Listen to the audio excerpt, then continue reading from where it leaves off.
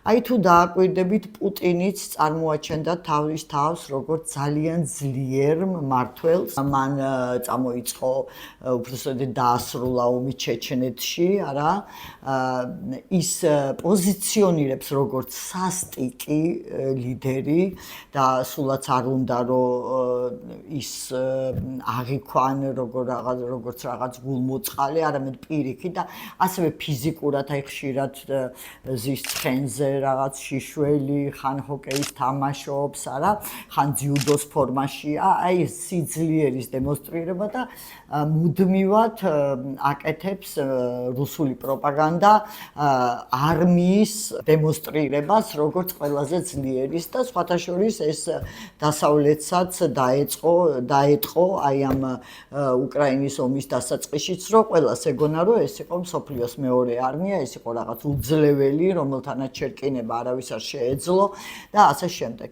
ეხლა გადმოვიდეთ საქართველოს რეალობაში, რა აქვს თქვათ ხელში ბიძინა ივანიშვილს, რაზე შეიძლება დაიყრდნოს.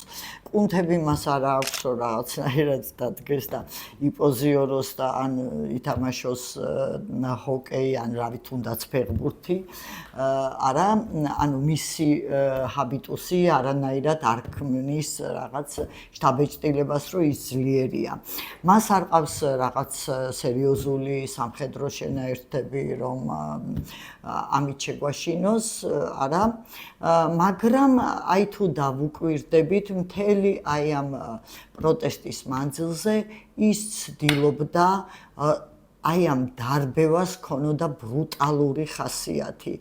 აი ეს ბრუტალური დარბევები, თუნდაც აი შუა ზამთარში წყლის ჭავლის მიშვება დემონსტრანტებზე, აი ესეთი რაღაც სცემა, საშინელი წამება, რა ვიცი, ლამის ფუძე გადაუტეხეს რამდენიმე ჟურნალისტს, არა?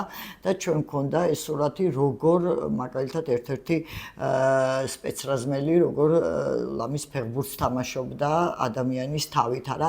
აი რაში ჭირდებოდათ ეს ყველაფერი, როდესაც ისინი ვითომ პოზიციონირებენ ისე როგორც ძალიან ლმობიერი და ისეთი ძალა, რომლებიც არ მიმართავენ ძალმომრეობას, არა?